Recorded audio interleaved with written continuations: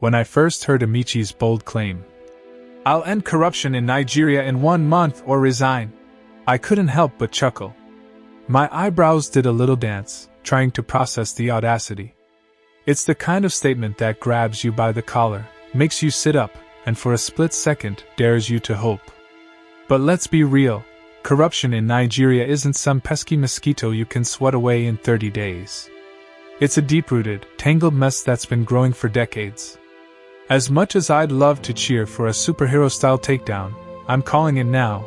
This is an impossible promise, and here's why. Corruption in Nigeria isn't just about politicians siphoning off billions, though. It's baked into the system. How people get jobs, how contracts are awarded, even how you get your driver's license without losing your sanity.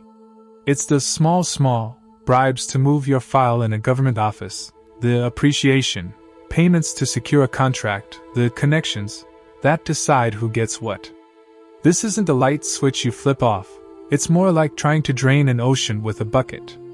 I get the appeal of Amaechi's vow. Who doesn't want a leader who sounds like they're ready to grab corruption by the throat? In theory, a president with ironclad resolve could make waves in a month, freeze shady accounts, sack corrupt officials, and push for emergency laws. Countries like Singapore and Georgia pulled off anti-corruption miracles with ruthless leadership. But Nigeria? Our reality is messier. Corruption isn't just a few bad apples, it's the tree, the soil, and the air around it. Let's say Amaechi starts strong, arrests 100 big shots on day 1. Sounds epic, right? But then what?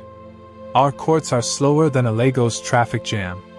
High-profile corruption cases can drag on for years, some for over a decade. Without a complete judicial overhaul, which, spoiler alert, takes way longer than a month, those arrests are just headlines, not results. The corrupt will lawyer up, stall, and probably throw a party while their cases gather dust. Then there's the civil service. From top directors to the clerk at the bottom, informal payments keep the wheels turning. You can fire the big fish, but the small fry keep the corruption machine humming. Changing that means retraining thousands, digitizing processes, and shifting a culture where "chop make I chop" is practically a survival code. That's not a 30-day job, that's a generational project. Here's the kicker: to become president, you need allies, powerful ones. Those allies often have their own stakes in the corrupt system.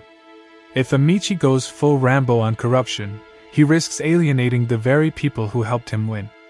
It's like burning down your own house to get rid of termites. The fight against corruption isn't just about laws. It's a political chess game, and one wrong move can leave you isolated. And let's not forget enforcement. You need an army of clean, fearless anti-corruption agents to make this work.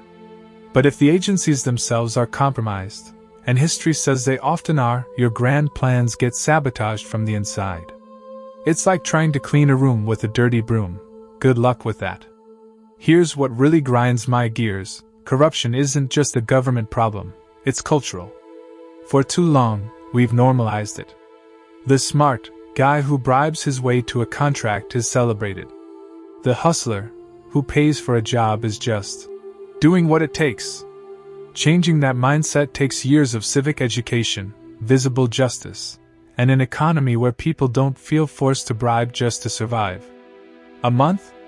Nah, that's not even enough time to start the conversation. Don't get me wrong, Amaechi's pledge isn't worthless. A president could use 30 days to send a loud message. Arrest some untouchables, open up government budgets, launch transparent contract platforms, and crack down on the worst offenders. That kind of shockwave could make people think twice. But end corruption? Not a chance. It's a spark, not the fire. The real work, rebuilding institutions, changing attitudes, creating economic alternatives, takes years of grit, not a month of headlines. Amaechi's vow is inspiring, no doubt. Nigerians are starving for leaders who mean business. But it's also a trap. Promising the impossible sets you up to fail, and when that clock runs out, the cynics win. People already distrust politicians. What happens when another bold promise crashes and burns? More apathy, more This is just how Nigeria is. That's the real danger. A broken promise doesn't just hurt Amaechi, it deepens our collective hopelessness. I'm not saying we shouldn't fight corruption, heck, we have to. But we need leaders who are honest about the marathon ahead, not sprinting for applause.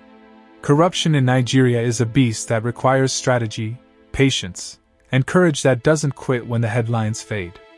A month can set the tone, but it's the years of follow-through that matter. So, what can we do? Don't just cheer for big promises, hold leaders accountable. Demand transparency in budgets, push for faster courts, and call out corruption when you see it, whether it's a bribe at the passport office or a shady contract in Abuja. Share this post, spark a conversation, and let's pressure our leaders for real, lasting change, not just 30-day stunts.